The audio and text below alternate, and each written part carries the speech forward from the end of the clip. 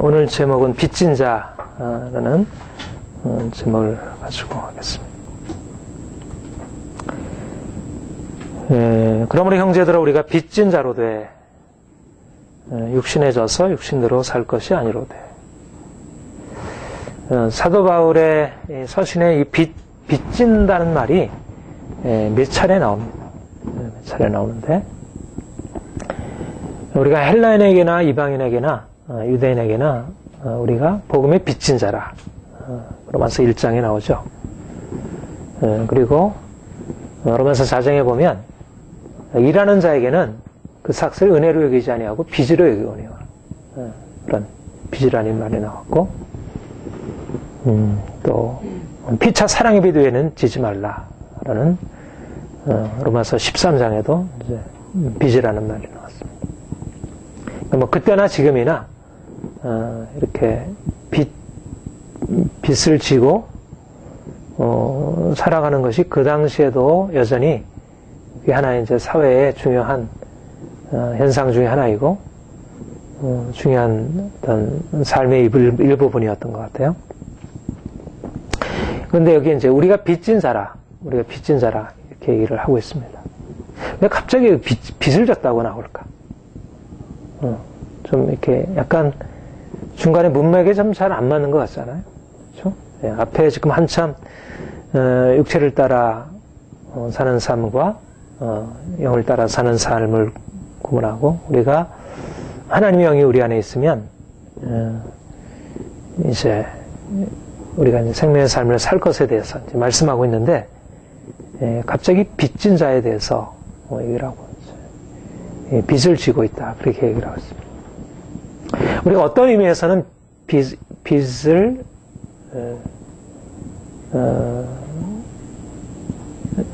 지고 있다가 그 빚에서 노임받은 자들이죠.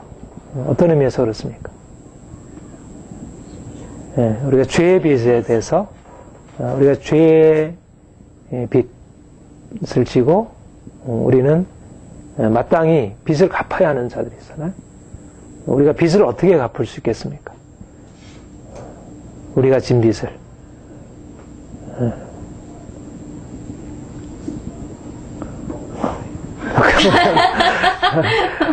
우리는 우리가 진 빚을 몸으로 때우는 거예요. 그렇죠? 우리가 갚을 돈이 없어요. 그래서 몸으로 때워야 돼요. 그렇죠? 우리가 돈으로 못 갚으면 몸으로 때워야 하잖아요. 옥에 갇혀야 하고 형벌 아래 놓이게 됩니다. 빚을 갚지 못해서 사실 우리는 형벌 아래 놓인 인생을 살아가는 것입니다. 그것이 우리 인생이에요. 우리가 하나님 앞에 빚진 인생을 살아가는 것입니다. 우리는 죄로 인하여 하나님께 큰 빚을 졌고 그래서 우리가 그 빚을 갚는 것은 내가 마치 빚을 졌는데 빚을 갚지 않아서 그 빚을 진 종이 옥에 갇히게 된 것처럼 우리가 이제 그런 상태 우리가 태어날 때부터 지은 죄로 인해서 하나님의 진노 아래 놓이게 되고 그분의 형벌 아래 놓이게 되고 우리가 죽기까지 그 빚을 갚을 수 없는 그런 정말 처참한 비참한 그런 인생을 살아왔습니다. 그게 우리 인생이었습니다. 그런데 주님이 우리를 대신해서 빚을 갚아주신 것입니다. 그래서 우리가 진 빚을 내가 갚으려고 그렇게 뼈 빠지게 노동하고 애쓰고 벌어서 또 갚아놔도 뭐 갚아야 할 빚은 이만큼 쌓여있고 우리가 갚은 빚은 거기에 바닥에도 안 차는 이런 처참한 우리의 인생을 주님께서 그 빚을 다 그냥 청산하신 것이야. 한 번에 그 십자가에서 우리의 빚을 다 청산하고 너는 더 이상 이제 빚진 자가 아니다. 너에게는 결코 정죄함이 없다. 그래서 우리는 그 예수님이 종의 비유에서 말씀하신 것처럼 1만 달란트 빚진 자. 한 달란트만 해도 엄청나게 금 한 덩어리 엄청난 그런 빚인데 1만 달란트 빚진 자. 이건 말하자면 도무지 갚을 수 없는 불가능한 그런 빚진 자인 종을 그 임금이 그 빚을 청산해 주듯이 주께서 우리에게 오셔서 우리가 진 빚을 그의 십자가로 다 청산하시고 우리는 아무것도 갚은 것이 없는데 우리 일한 것이 없는데 우리가 하나도 일한 것이 없이 그분이 다 갚으셔서 우리가 마치 다 갚은 것처럼 우리를 그렇게 의로 여겨주시고 그럼 괜찮다. 우리를 죄 없다 하시고 우리를 죄를 죄로 여기지 아니하시고 그것이 우리에게 주어진 하나님의 은혜입니다. 모든 인생은 자기가 진 빚을 자기 스스로 갚아야 하는 그런 매임 가운데, 그런 고통 가운데 살아가고 있어요. 그런데 우리는 일한 것이 없이 그분이 대신 우리를 위하여 일하시고 그분이 생명을 바치셔서 우리의 빚을 갚아주셨고 우리는 그분 안에서 더 이상 빚 때문에 고통스러워하고 빚 때문에 눌리고 저는 뭐 빚을 잘 지어보지 않아가지고 이 빚진 사람의 이 고통과 그것이 어떻게 저희는 잘 나는 뭐 카드 빚 안 잡았어요. 굉장히 힘든 시간이죠, 그렇죠? 굉장히 힘든 것입니다. 다가오게 되면 뭐 전화만 소리만 들려도 마음이 두근하고 그리고 너무나 이렇게 무거운 짐을 지고 살아가요. 사람들이 뭐 하나님께 진 빚을 다 의식하지 못하죠. 하나님을 인정하지 않으니까. 그러나 우리의 영은 아는 것입니다. 사람들의 영은 아는 거예요. 자기가 진 빚이 어떤 것이라는 사실. 그런데도 계속 또 빚을 지고 있는 거예요. 계속 죄 가운데 거하고 이미 지은 빚에 대해서도 갚아야 할 것이 쌓이는데 계속 이미 생활의 패턴, 빚 지고 사는 인생. 빚 지고 사는 사람은 더 이상 빚에서 벗어나지 못하고 계속 그 빚이 불어나가는 인생을 살아가잖아요. 이미 그렇게 삶이 결정이 되어 있는 것이에요. 우리 인생이 그러한 인생을 살아왔는데 주님께서 우리에게 오셔서 이제는 그 빚을 다 청산하시고 이제는 우리를 다 해방하셔서 이제는 자유다. 너는 더 이상 이제는 뭐 빚을 갚을 이유도 없고 더 이상 빚 독촉에 시달릴 것도 없고 이거 빚을 어떻게 갚아야 하나 그렇게 씨름하고 그럴 이유가 없다. 주님이 우리의 정체성을 확실하게 바꿔놔. 너는 빚진 자가 아니다. 그런 의미에서 너는 빚진 자가 아니다. 너는 이제 자유자다. 우리의 채무감, 이 채무의식, 그러니까 뭔가 하지 않으면 안 된다는 이 의무. 예. 우리 빚진 자라는 의무에 매인 사람이잖아요. 의무. 하지 않으면 안 되는 것이에요. 그것도 하지 못한 것에 대한 뭔가를 갚아야 하는 의무로 하지 못했다는 이 죄책감, 자기를 인정하지 못하는 그런 인생. 얼마나 많은 사람들이 그런 죄책감과 자책, 후회 그런 것 가운데 살아갑니까? 그런 우리 모두가 여기서 도무지 벗어날 수가 없는 것입니다. 그런데 주님 우리를 여기서 자유케 하시고 너는 이제 빚진 자가 아니다. 너는 이제 자유자다. 이제 더 이상 누구도 너를 빚 갚으라고 하고 그리고 너는 빚 갚기 위해서 살아가는 인생이 행복한 인생이에요? 행복한 인생이 아닙니다. 우리가 그런 인생을 살아갈 이유가 없어지게 되는 것이죠. 그런데 우리에게는 새로운 의미에 있어서 우리가 죄의 빚을 지고 더 이상 빚을 청산하기 위해서 살아가는 인생은 아니지만 우리가 다른 의미에서 빚진 자가 된 것입니다. 우리는 사랑의 빚을 진 자가 된 것입니다. 우리를 그분이 그렇잖아요. 어떤 그 정말 선하신 그런 부자가 내가 가지고 있는 빚을 다 청산해 주었을 때 나는 그에게 사랑의 빚을 진 사람이 된 것입니다. 내가 이제 돈으로 빚을 갚을 것은 없지만, 이제는 나는 자유자지만, 나는 이제 다른 의미의 이 사람의 은혜를 입은 사람이고, 빚을 진 사람이 된 것입니다. 주님은 이제 우리가 행한 잘못에 대해서, 우리가 행한 죄에 대해서 빚을 갚고, 그래서 고통 가운데 사는 삶을 더 이상 살아가지 아니하도록 우리 거기서 건져내셨고, 이제는 주님께 그 놀라운 은혜와 놀라운 사랑을 받은 자로서, 그 사랑의 주님에게 빚진 자로서 우리 평생을 그분에게 빚진 자로서 살아가는 것입니다. 내가 청산받은 그 빚이 크면 클수록, 우리 그 예수님이 시몬의 집에 가셨을 때 어떤 죄인인 여자가 예수님의 발 앞에 와서 문에 들어오자마자 그가 엎드려 향유를 그 발 아래 붓고 머리털로 그 발을 씻고 발에 입 맞추고, 그래서 그 시몬 주인이 어떻게 이 죄인인 여자가 이렇게 하는데 예수님은 이 사람을 그냥 버려두고 있는가? 예수님께서 하신 말씀이, 크게 사랑을 받은 자가 더 사랑함이 많으니라. 적게 사함을 받은 자는 사랑함이 적고, 크게 사랑함을 받은 자는 사랑함이 많으니라 했습니다. 더 큰 빚을 지고 있는 것입니다.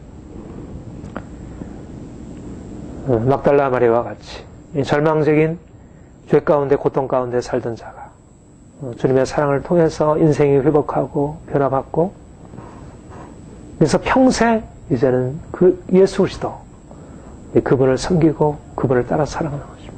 사도 바울, 그가 하나님 앞에서 흠없는 삶을 살았지만 그가 하나님을 제대로 알지 못해서 예수 그리스도를 핍박하고 그의 교회를 진멸하라고 했을 때 주님께서 그에게 은혜로 찾아오셨고 그를 건지셨고, 그는 그의 무지로 인한 하나님께 진 큰 빚, 나중에 고백하기를 내가 죄인 중에 괴수라,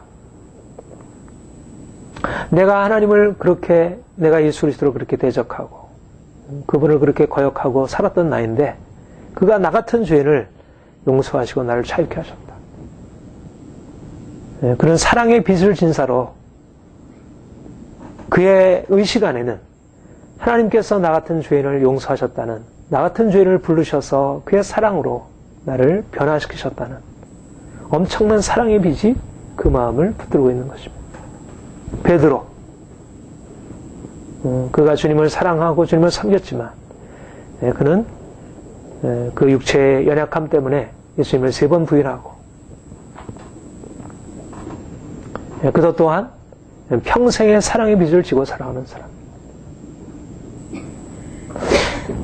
우리가 예수 그리스도를 믿음으로 말미암아 우리가 죄 용서함 받고 더 이상 우리가 죄로 인해서 우리가 죄짐을 지고 공고하고 우리가 저주 아래에서 신음하고 그런 인생을 살아갈 이유는 없지만, 나 같은 죄인을 주께서 용서하시고 찾으시고 부르시고 나를 회복하셨다는 그 사실로 인해서 우리는 평생 사랑의 빚진 자로 살아가는 것입니다.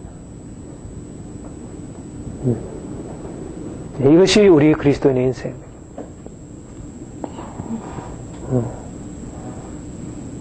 우리가 그 사랑의 빚이 아니었다면,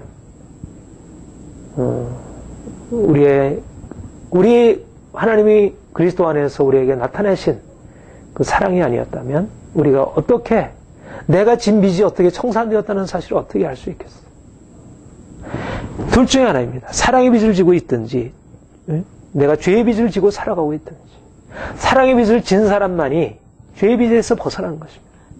그 사랑이 나를 거기서 구속하셨다는 이 큰 사랑이, 이 큰 죄와 저주로부터 나를 건져셨다는 사실을 아는 사람만이 그 죄의 무거운 짐에서부터 벗어나서 자유함을 얻는 것입니다.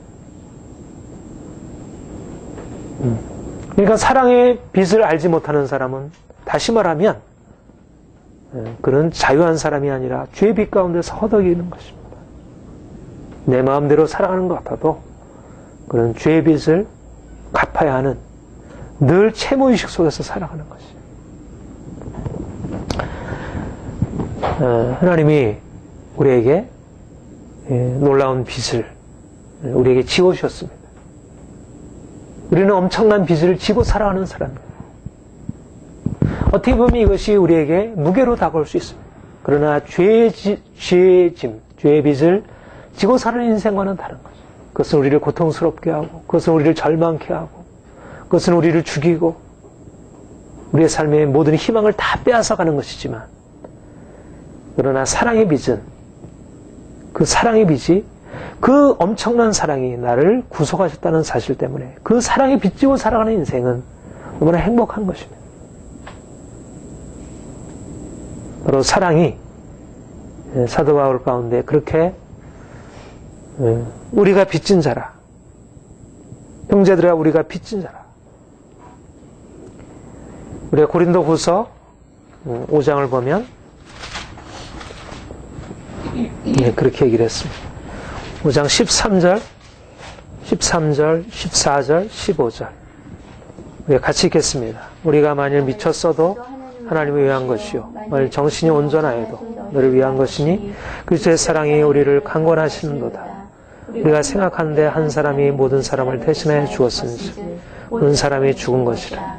저가 모든 사람을 대신하여 죽으심은 산자들로 하여금 다시는 저희 자신을 위하여 살지 않고 오직 저희를 대신하여 죽었다가 다시 사신 자를 위하여 살게 하리라. 예. 그리스도의 사랑이 우리를 강권하시는 거다. 우리가 주님께서 우리에게 베풀어 주신 그 사랑의 빚을 지고 있기 때문에 그 사랑이 우리를 끌고 가는 것입니다. 그 사랑이 우리를 가만히 있지 못하게, 빚을 진 사람은 빚에 의해서 강권되어서 살아가잖아. 그 의식 속에서 아무리 빚을 지어버리려고 해도 지어버릴 수가 없는 거예요.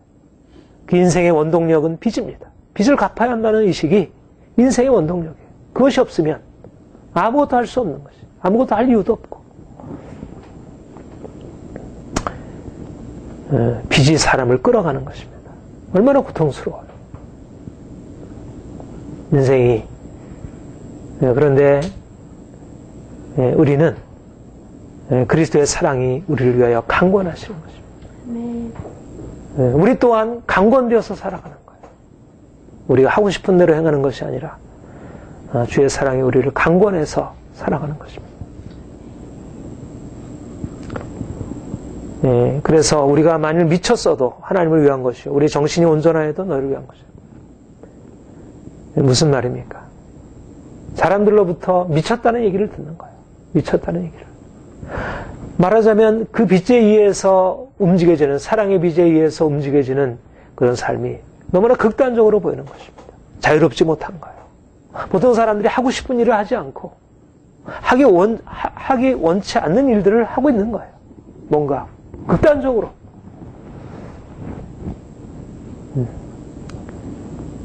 사도행전 20장에 보면 에베소 교회 장로를 향해서 고별 설교를 하면서 우리가 심령의 매임을 받아 예루살렘으로 가노라. 각성에서 환난과 결박이 나를 기다린다 하시는. 주께서 내게 주신 사명, 곧 은혜의 복음을 증거하는 일을 마치려 하면은 내 생명을 조금 더 귀한 것으로 여기죠. 심령의 매임을 받아서 하지 않을 수가 없는 것. 하지 않을 수가 없는 것. 그 사랑이 그를 강권하고 나가는 것입니다. 사명이 그를 강권하시고 나가는 것입니다. 심령의 매임을 받는 것입니다. 우리 그리스도인의 삶은 어떤 의미에서는 자유로운 삶입니다. 세상 사람들이 누리지 못하는 엄청난 자유 안에 살아가는 것입니다. 그러나 우리는 더 이상 이제는 자유를 포기한 사람들입니다. 우리가 이전에는 세상의 빚을 지고 살아갈 때는 우리 인생이 자유로웠어요. 우리가 스스로 선택했고 내가 원하는 일을 하고 살아갔습니다. 그런데 이제는 우리가 자유자로 살아가는 것이 아니라 이제는 그리스도 안에서 종으로 살아가는 것이고 우리는 이제 빚진 자로 살아가는 것이에요. 매여서 살아가는 거예요. 매여서. 내가 원하는 것을 선택하는 게 아니라 주께서 원하시는 것을 하지 않을 수 없는 것이에요. 내가 해야겠다고 결단도 하지만 내 안에 들어오는 내 감정은 하지 않을 수 없다고 생각하는 것이. 사람들이 만약 중독이 되어서 살아가듯이, 예? 하지 않을 수 없도록 그렇게 술에 취하듯이, 마약에 취하듯이, 사랑에 취하듯이, 하지 않을 수 없는 그런 매임이 우리 안에 생기기 시작하는 것입니다. 이것이 행복한 매임입니다. 세상에 어떤 것도 우리가 중독되어 있다는 것은 온전한 것이 아니에요. 아무리 좋은 것이어도, 학문이어도, 그게 예술이어도, 그게 너무 거기에 빠져버리면 그거는 그렇게 건강한 삶이라 할 수 없습니다. 예를 들면 위대한 예술가, 고흐 같은 사람, 위대한 예술가이지만 그러나 그 삶은 그렇게 온전한 의미에서 건강한 삶은 아니었습니다.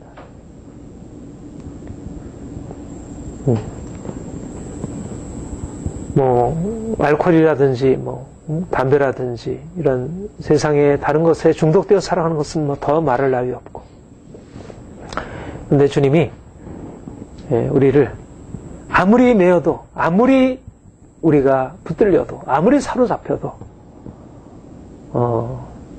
우리에게 지나침이 없는 그런 매임, 그런 강권함, 그런 가운데 우리로 살아가게 하시려. 이제 새로운 정체성으로 우리를 바꿔주신 것이에요.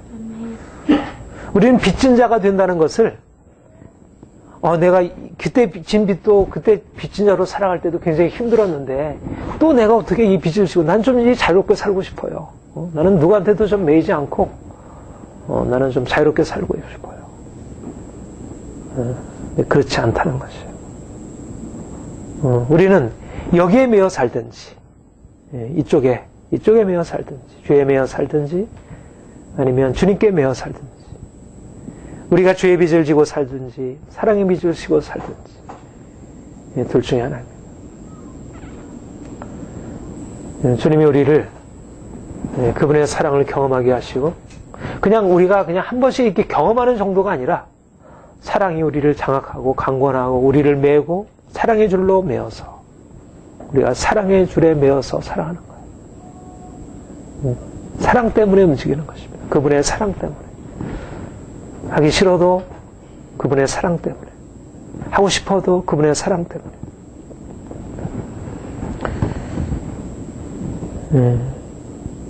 저가 모든 사람을 대신하여 죽으심은 산자들로 하여금 다시는 저희 자신을 위하여 살지 않고 오직 저희를 대신하여 죽었다가 다시 사신 자를 위하여 살게 합니다.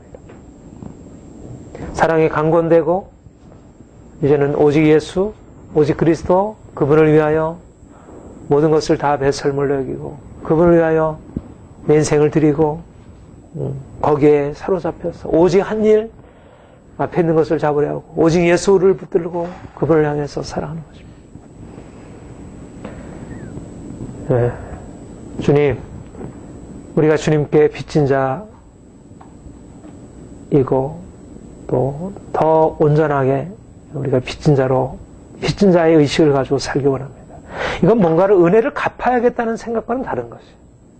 보통 사람들이 생각할 때 무슨 보상의 개념으로 주님께 은혜를 받았으니까 이제 은혜를 갚아야지. 그렇다면 우리 공로가 되는 거죠. 그런 의미에서 빚이 아니고 그런 의미에서 우리가 갚아요. 우리가 어떻게 갚겠어요? 그분이 진 빚을. 그분이 우리에게 준 빚을. 우리는 그냥 빚지고 살아가는 것이에요. 빚지고 살아가고. 우리 계속 또 빚지고 살아가는 거죠. 근데 그게 우리를 더 많이 우리가 이전에 진 빚은 더 많이 지면 질수록 우리에게 고통스럽고 더 누르고 더 힘들었다면 이제는 우리가 더 빚을 많이 지면 질수록 그게 좋은 거야. 너무 가까워지니까 이제는 그분과의 관계가 너무 가까워지고 완전히 하나 되니까 주님이 우리를 그렇게 빚진 자로 그래서 이제는 빚을 진 사람이 옛날에 빚을 갚지 못했으면 어떻게 했습니까? 네? 어떻게 했습니까? 빚을 갚지 못하면 어떻게 돼요? 종으로 팔리는 거죠? 자기가 종으로 그 집으로 들어가는 것입니다. 종으로 들어가서. 나 평생 여기서 이제 갚을 수가 없으니까 내가 평생 이 집에서 종으로 살겠습니다. 그게 성경에도 그렇게 나와 있어요. 고대 관습이었고 성경에도 그렇게 나와 있어요. 우리가 이제는 그런 의미에서 예수님께 내가 진 빚을 이제 갚지 못해가지고 그렇게 해야 하는 것은 아니지만 그분이 나를 이제 구속하신 이후에, 그렇잖아요. 우리 그런 예화도 있잖아요. 어떤 노예시장에서 어떤 사람이 노예를 산 뒤에 내가 이제 너를 자유의 몸으로 풀어줬다. 이제는 네가 가서 마음껏 네가 하고 싶은 대로 해라. 그랬더니 주인님, 나는 당신을 떠나서 내가 살 수가 없습니다. 나를 종으로 삼아주세요. 그에게는 그 주인의 개념은 다른 것입니다. 그의 빚진 자이고 그에게는 그 주인이야말로 자기 인생을 자유롭게 하는 것이에요. 우리가 주님께 빚을 지고 주님께 매여 산다는 것은 인생의 가장 큰 행복입니다. 많은 사람들이 인생을 자유롭게 살기를 원하지만 진정한 자유가 예수 안에 있다는 사실을 모르고 그리고 거기서 벗어나서 뭔가 스스로 자기 인생의 자유를 추구하고 살아가요. 빚을 지고 싶어 하지 않아요. 저는 그렇게 생각합니다. 사람들이 합리적인 사람은 그렇게 생각해요. 나는 누구에게도 빚 지고지지 않겠다. 나는 빚도 다른 사람에게 빌려주지도 않고 나는 빚도 안 져.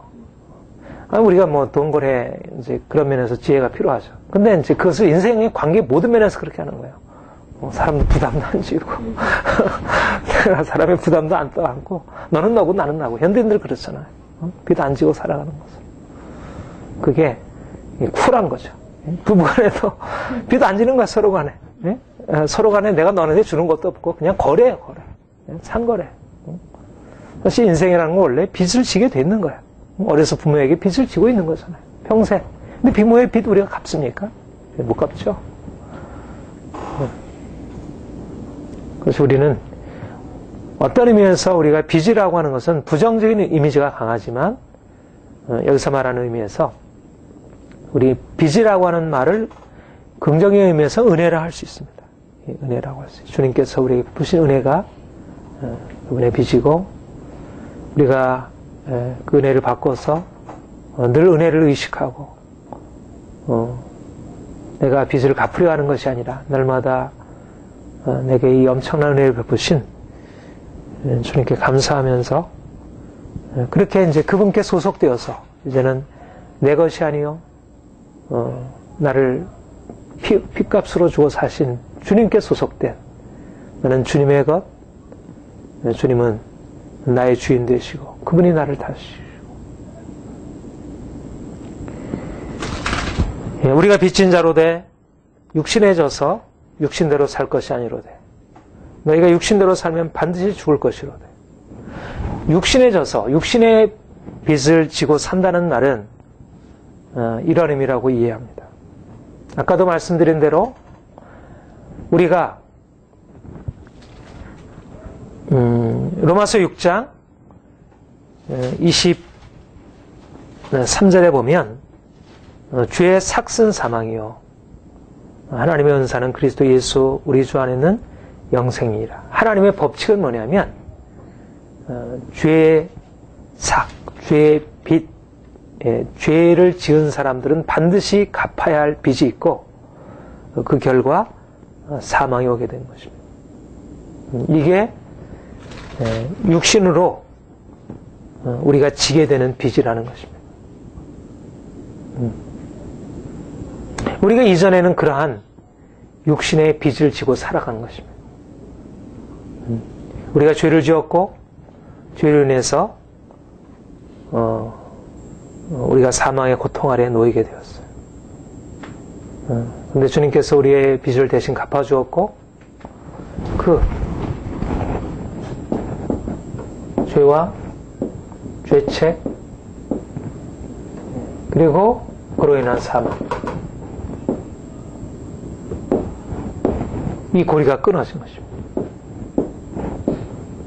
우리 인생에 이런 빚이 그 대신에 주님 사랑이 우리를 강권하시고 그분의 사랑이 우리를 용서하시고 우리를 끌어가는 새로운 이게 이전에 우리가 진 빚이었습니다. 우리가 이전에 우리가 살아갔던 빚의 구조였어. 근데 이제 우리의 주님의 사랑이 우리에게 들어와서 우리의 모든 죄책을 용서하시고 우리를 그분의 생명으로.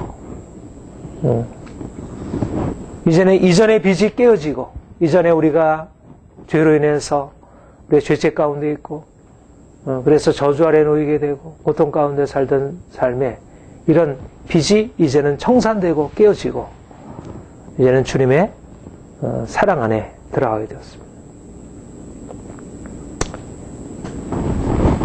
주님이 우리를 그분의 사랑과 용서와 새로운 생명으로 인도하시면서 그분이 우리를 이제는 더 이상 이전에 살아갔던 이런 삶에서 더 이상 반복적으로 살아가지 아니하도록 말하자면 내가 예수 그리스도의 사랑을 받고 용서받고 생명 안에 들어가게 되었지만 그러나 만일 우리가 주님의 사랑과 용서를 다시 경험한 이후에 또다시 죄 가운데 놓이게 되면 우리는 또다시 죄책 가운데 놓이게 되고 우리가 이전에 경험했던 그러한 비참한 운명의 삶으로 다시 들어가게 된다는 거죠. 아까 말씀드린 대로 둘 중에 한 가지라는 것입니다. 어떤 빚이냐는 것입니다. 사랑의 빚인가 아니면 죄의 빚인가. 내가 육신의 빚을 져서 살 것인가 아니면 내가 주님께로부터 오는 새로운 차원의 빚을 내가 경험하고 그 안에서 살 것인가. 둘 중에 하나인 것입니다. 내가 만약 주님께 소속되지 않는다면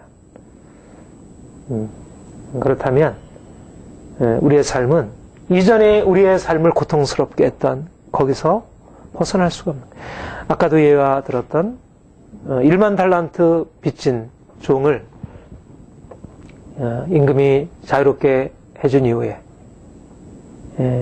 그 종이 감옥에서 나와서 한 일이 무엇입니까? 자기 동료를 만들어서 100다니온이면 한 데나리온이 하루 품삯이라 했죠. 그러면 100일 정도의 품삯. 그건 그렇게 큰 돈은 아닐 것입니다. 근데 그 돈을 갚지 않았다고. 그래서 자기의 동료를 옥에다 쳐넣는 일을 했습니다. 그는 사랑의 빚을 졌지만 또다시 그의 인생은 육체를 따라 이전의 삶의 구조로 빚을 그래서 그는 또다시 죄 아래 놓이게 되고 정죄 아래 놓이게 되고 그래서 또다시 이전의 고통스러운 삶으로 살아가는 것입니다. 많은 사람들이 주님께서 주신 이 은혜의 빚을 지고 사랑의 빚을 졌지만 그러나 그 사랑을 잃어버리고 또다시 육체를 따라 살아가게 됨으로써 정죄에 빠지고 또 고통 가운데 놓이게 되는 것입니다.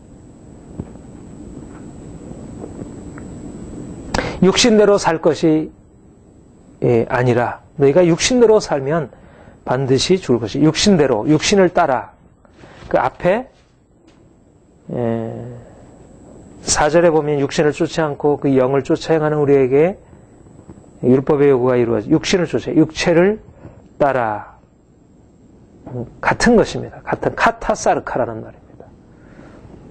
육체를 따라 행하지 않는 우리 카타사르카.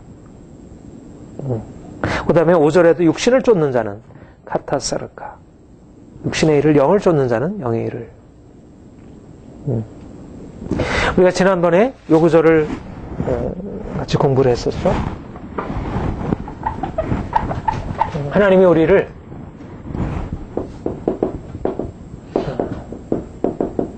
육체를 따르는 자라는 정체성에서 영을 따르는 자라. 카타사르카, 카타푸뉴마 이라고로 그렇게 되어 있는데 원래 우리가 이 땅에 태어날 때 육체를 따라 사는 자로 육체를 따라 존재하는 자로 그렇게 태어났고 그렇게 살았어요. 육체를 따라 존재하고 육체를 따라 산다는 것이 무엇을 의미한다 그랬습니까?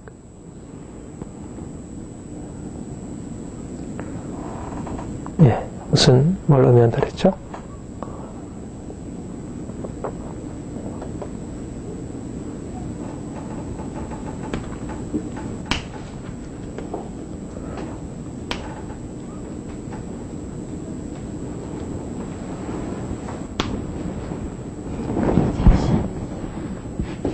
육체를 따라라는 말은, 육체라는 말은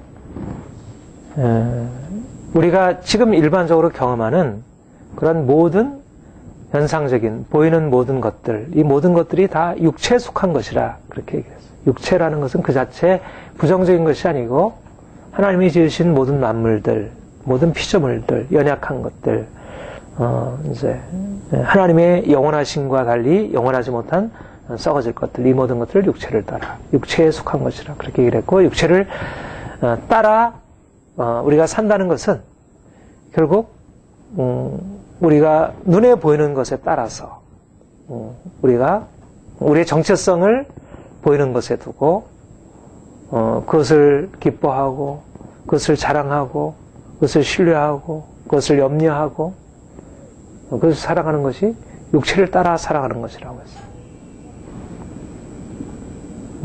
하나님이 우리에게 육체를 주시고 우리의 삶에 우리의 육체적인 그런 여러 가지 행복과 평안과 많은 은혜를 주셨지만 우리가 육체를 따라 사는 삶, 육체를 따라 행하는 것, 이것은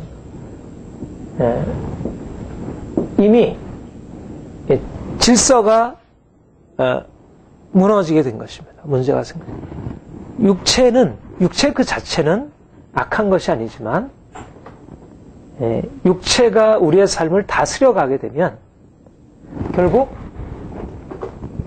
그냥 이것은 중립적인 것이 아니라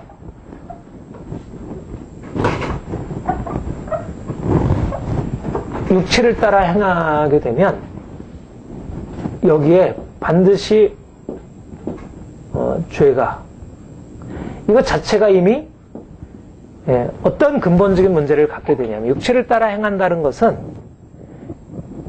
그냥 내가 이 보이는 것을 붙들고 보이는 것을 추구하고 내가 사람들의 인정과 사람들의 사랑과 현실적인 행복을 얻는 것을 구하고 살아가는 것이 아니고 이미 거기 안에는 어떤 묶임이 형성된다는 것입니다. 매임이 형성되어서 그것이 우리 인생을 장악하는 것이. 육체가, 세상에 있는 돈이, 일이, 행복이, 성공이, 그것이 우리를 장악해서 우리 인생을 주장하는 것이에요. 그로 인해서 우리는 하나님을 불신앙하고 하나님께 불순종하고, 그래서 육체를 따라 행함이라는 것이 말하자면 모든 죄의 근원이 되는 것이에요.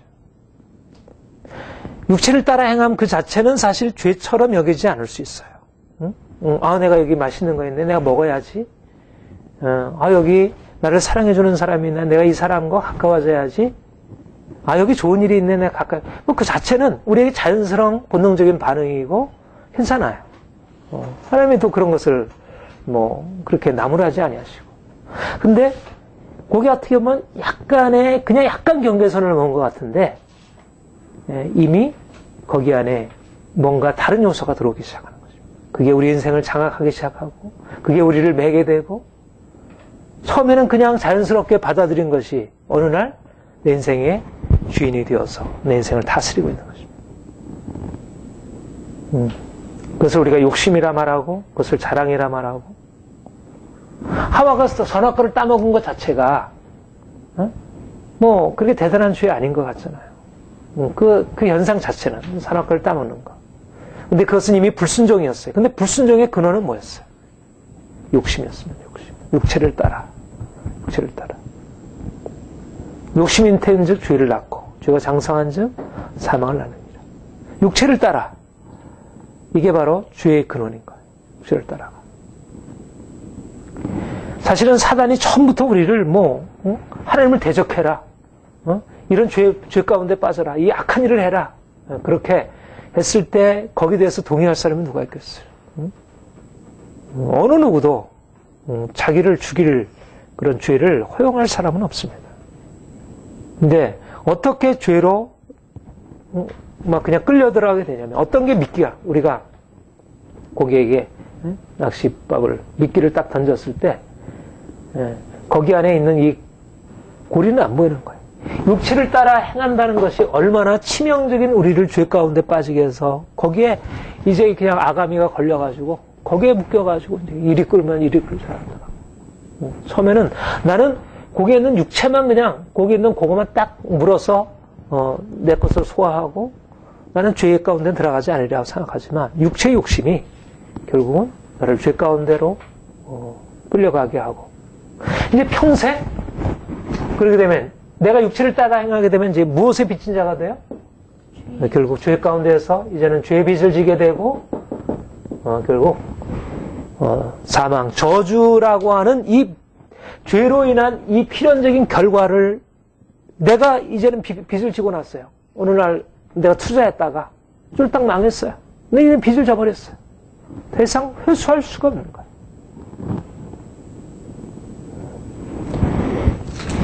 예. 그러므로 형제들 우리가 빚진 대로 육신에 져서 육신대로 살 것이 아니라 너희가 육신대로 살면 반드시 죽을 것이로되. 네. 육신대로 살게 되면 육체를 따라 행하게 되면 반드시 죽게 된다는 것입니다. 네. 죄의 삭은 사망이라. 죄의 삭은 사망인데 죄라고 하는 것이 어떻게 우리 인생에 들어오게 되냐면 네? 육체를 따라 행하는 것 가운데 들어온다는 거예요. 네. 육체의 욕심, 육체의 자랑, 탐욕 이런 것들이 우리 인생 안에 들어와서 우리의 눈에 보이는 것을 따라서 행하게 되기 때문에 그것을 허용하고 사람을 받아들이고 돈을 받아들이고 우리의 쾌락을 받아들이고 여러 가지 삶의 이런 어떻게 보면 그 자체 그냥 뭐 죄가 아닌 것으로 보여지는 우리 것들을 받아들이게 되었을 때 우리 인생이 이제는 점점 죄에 매여서 주님께서 우리에게 그 엄청난 사랑의 빚으로서 우리를 잘게 아까 얘기한 대로 뭐 내가 용서함 받아서 청산 빚을 탕감 받아가지고 이제 자유롭게 된 것과 내가 동료를 잡아서 너 빚 갚으라는 얘기가 무슨 직접적인 상관없잖아. 이건 이거고 이건 저거잖아. 우리가 사랑의 빚을 지고 나서 우리가 육체를 따라 살아가는 것이 이것과 상관없는 것처럼 여겨집니다. 그러나 우리가 사랑의 빚을 진 이후에 여전히 우리가 육체 가운데 머물러 있게 되면 육체를 따라 행하는 삶 가운데 머물게 되면 주님께서 우리에게 주신 이 놀라운 사랑과 이 은혜와 이 자유함을 우리에게 결코 그리스도 예수 안에 있는 자에게는 결코 정죄함이 없나니 이 엄청난 자유가 우리에게 보장되어 있지만 그러나 여전히 우리가 육체를 따라 살아가는 이 삶을 이 과거의 삶을 계속 지속하고 있게 되면 더 이상 우리의 삶이 그 주님이 주시는 자유함 안에 머물 수 없다는 것입니다. 사람들은 이걸 자유라고 생각해. 이걸 육체를 따라 행하는 것을 자유라고 생각해. 자기가 하고 싶은 거, 먹고 싶은 거, 하고 싶은 것을 선택하고 행하는 것을 자유라고 생각하지만 그러나 그것은 자유가 아니라 결국 빚지고 사는 인생이고 결국 죄에 매여 사는 인생이고 고통 가운데 살아가는 삶을 살게 하고 근데 내가 이제는 예수께 소속돼서 영을 따라 이제 영을 따라 예수 안에서 이제는 그리스도께 내가 붙잡힌 바 되어 그가 내 인생을 주장하시고 그가 내 인생을 다스리시고 내가 내 인생의 모든 것들을 그분께 맡기고 그분이 나를 주관하시도록 이제는 내가 산 것 아니요 내 안에 그리스도께서 사신 것이라. 내가 육체 가운데 살아가는 것은 나를 위하여 자기 몸을 버리신 하나님의 아들을 믿는 믿음 안에서 사는 것이라. 이제는 내가 육체를 따라 살지 아니하고 내가 이제는 영을 따라 살고 내가 이제는 내 자신을 위해서 살지 않고 나를 위하여 자기 몸을 버리신 그분을 위하여 살고 우리 인생의 근거, 우리 인생의 목적 이것이 다 달라진 것입니다. 그리고 계속 그럴 때라야 비로소 주님께서 우리에게 주신 그 사랑으로 인한 그 빚의 온전한 의미 그가 우리에게 사랑의 빚을 짊어지신 그 이유는 우리로 그 사랑의 빚 가운데 있어야 그래야 그 생명을 풍성하게 누릴 수 있기 때문에 근데 우리가 사랑의 빚이 무겁다고 사랑의 빚이 짐스럽다고 그것을 멀리하고 내가 스스로 이전에 행하던 나는 이제 죄는 안 져. 나는 그런 것은 안 지고 적당하게 내가 육체를 따라 행할 거야. 그러면 또다시 죄 가운데 들어가서 고통 가운데 머물 수밖에 없다는 것입니다. 형제들아, 우리가 빚진 자로 육신에 져서 육신대로 살 것이 아니오 너희가 육신대로 살면 반드시 죽을 것이로되. 하나님의 세워놓으신 법칙은 결코 폐기될 수가 없습니다. 육신대로 살면 반드시 죽는다. 육신을 쫓는 자 육신의, 영을 쫓는 자는 영의, 육신의 생각은 사망이요 영의 생각은 생명과 평안이라. 하나님의 법칙은 폐기될 수 없다는 것, 변경될 수 없다는 것이. 육신을 따르게 되면 반드시 죄 가운데 들어가게 되면 반드시 사망에 처하게 된다는 것.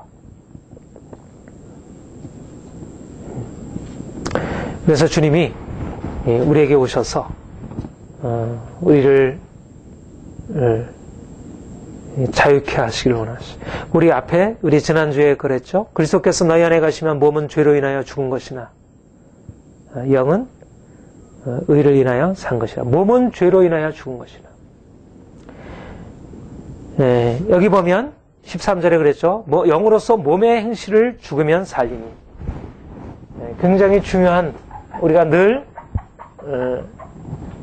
하는 말씀이지만 몸의 행실을 죽이면 살리니.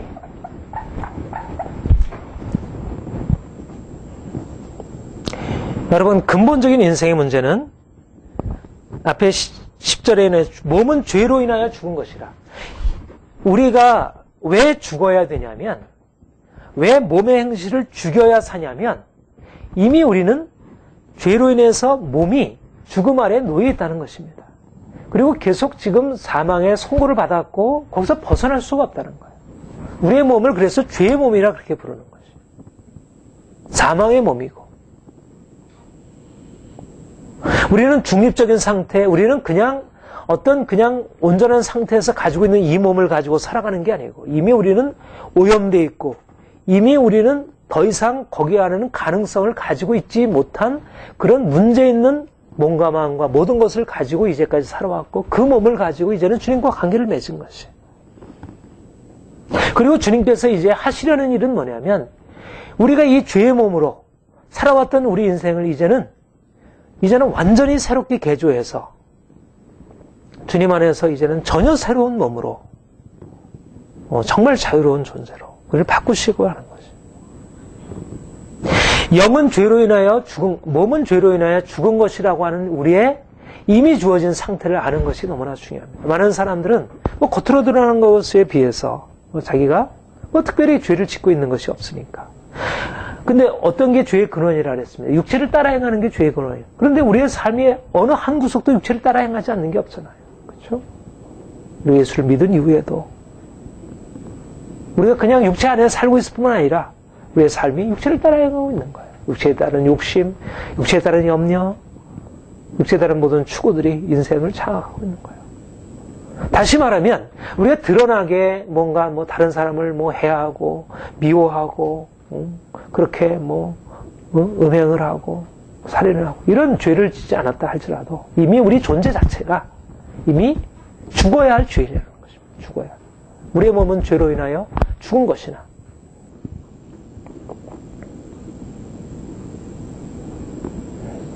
주님이 우리를 살리시려고 할 때 우리의 몸이 죄로 인하여 죽은 것입니다.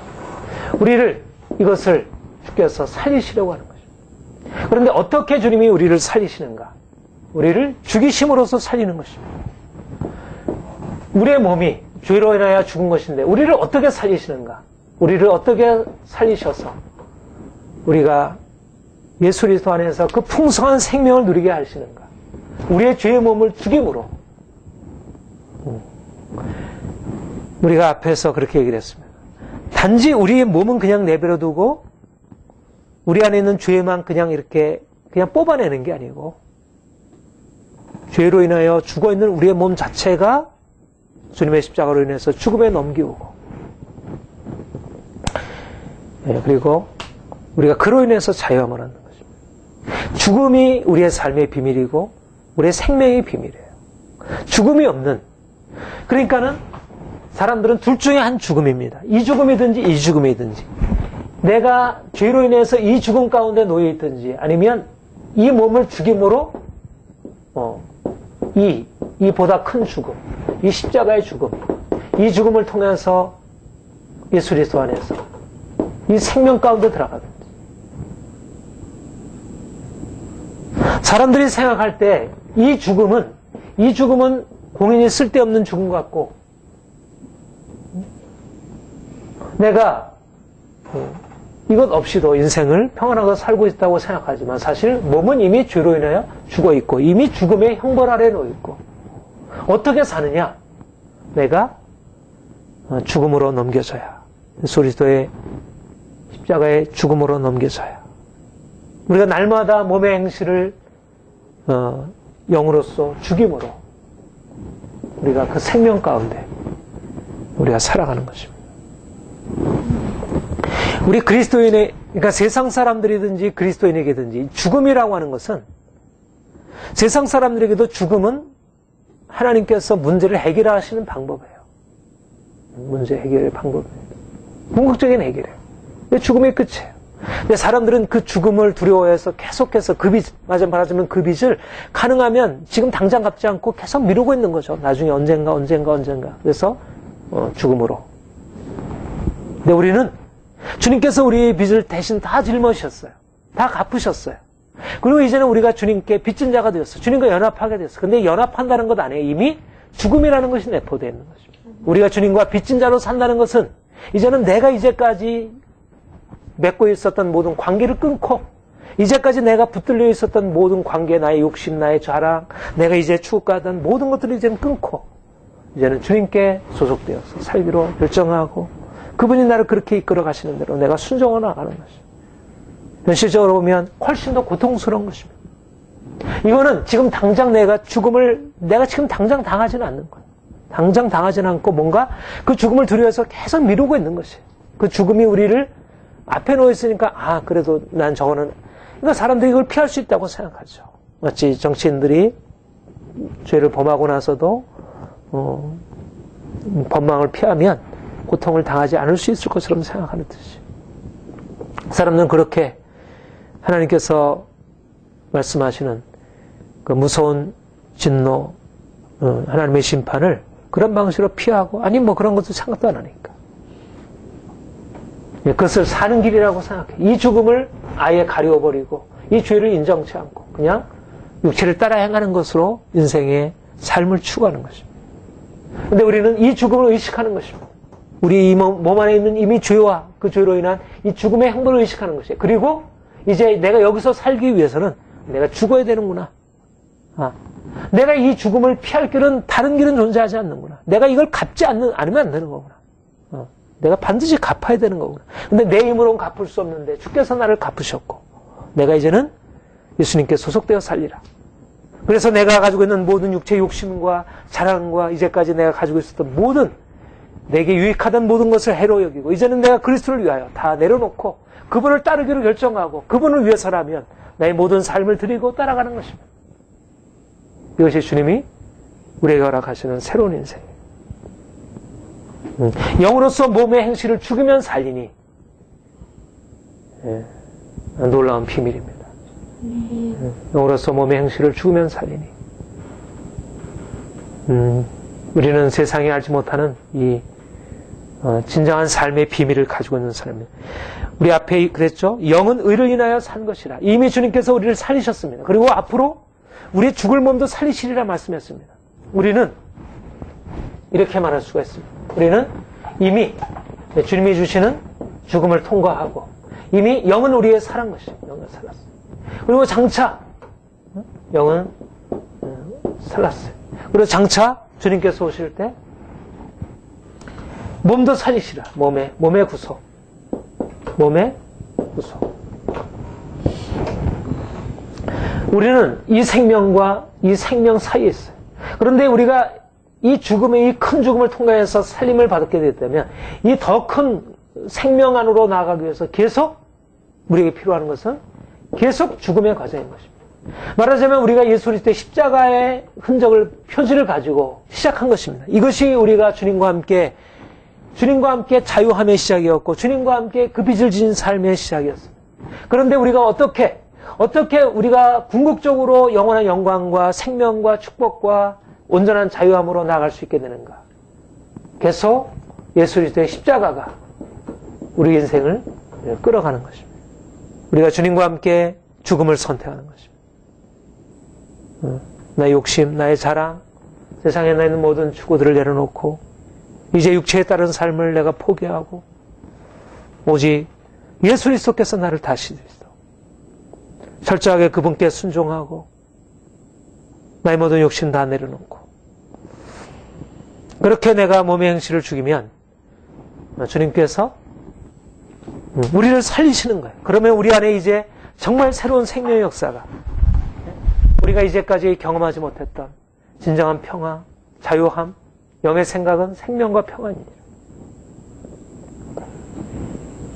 우리의 삶이 세상에 알수 알지 못하는 사람들이 돈을 많이 벌고 사람들과의 관계를 많이 갖고 이러저러한 어떤 즐거운 시간들을 갖고 그러면 인생이 행복하고 평안하고 이게 사는 것이야, 이게 행복한 것이야 그렇게 생각하지만 근데 우리는 오히려 그 모든 것을 다 내려놓고 내가 주님 바라보고 그럴 때 세상에 알지 못하는 그런 평화가 우리 안에 찾아오게 되고 오히려 포기할 때 내가 가지고 있던 것을 포기할 때 내가 다 내려놓을 때 오히려 내가 고통스럽고 내가 왜 계속 부담스럽고 짐지고 있는 인생을 살아내면 그것이 내 안에 육체를 따라 살고 있는 내 안에 아직도 육체에 속해 있는 이 자아와 이런 세상적인 우리의 삶의 방식과 이런 감정과 이런 것들이 우리 인생을 고통스럽게 하고 힘들게 했다는 것입니다.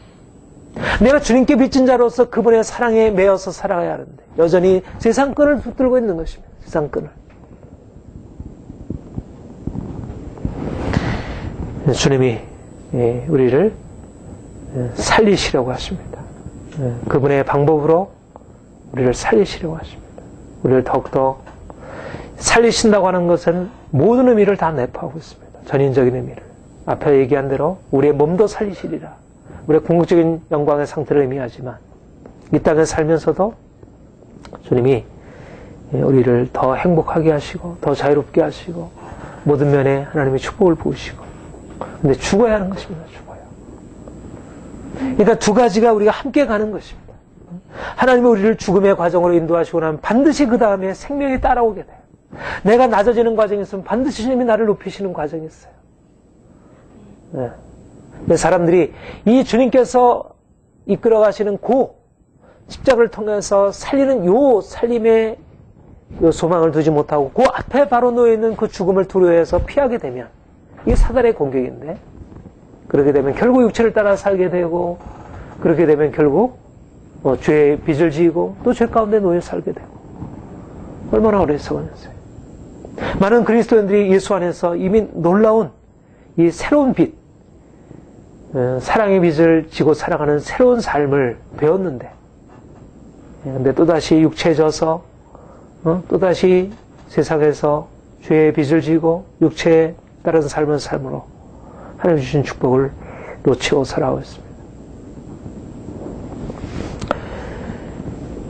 주님이 우리를 더욱더 온전한 자유함으로 이끄시도록 우리가 이제는 오직 주님께만 빚진 자가 되길 원합니다. 이제는 주님, 나는 주님께 빚진 자입니다. 나는 오직 당신 것입니다. 당신의 소유이고 당신대로 당신의 뜻대로 살아야 할 존재입니다. 나에게는 내가 선택할 수 있는 어떤 것도 없습니다. 당신이 내 삶을 선택하시고 이러하시면 이렇게 하고 나는 이미 죽은 목임이고 죽음에서 나를 살리셨는데 내가 스스로 내 것을 주장할 것이 없습니다. 나를 다스려 주옵소서.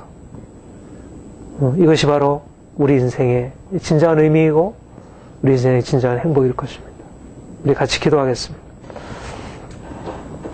주님, 주께서 우리를 그 피로 값주고 사셔서 우리가 죄의 빚 가운데 영원한 고통 가운데 두려움 가운데 절망 가운데 살아왔는데 우리를 이제 자유케 하시고 이제는 우리가 주님께 빚진 자로 주님의 사랑의 빚을 지고 그 사랑에 감격하고 그 사랑 때문에 그 은총 때문에 살아가게 하시니 감사드립니다. 주님, 우리가 이제까지 육신을 따라 살아가면서 하나님을 멀리하고 그래서 죄와 저주의 이 고통 가운데 살아왔습니다. 이 악순환의 굴레에서 우리가 벗어날 수 없었고 우리가 어떻게 여기서 벗어나야 할 방법을 알지 못했습니다.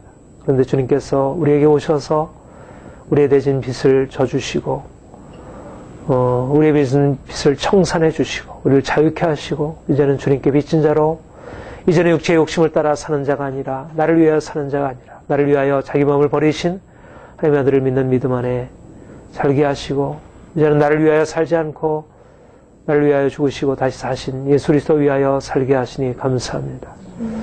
주님 우리에게 오셔서 더욱더 주님의 사랑을 알려주시고 이제는 주님께 매어 살게 하여 주옵소서.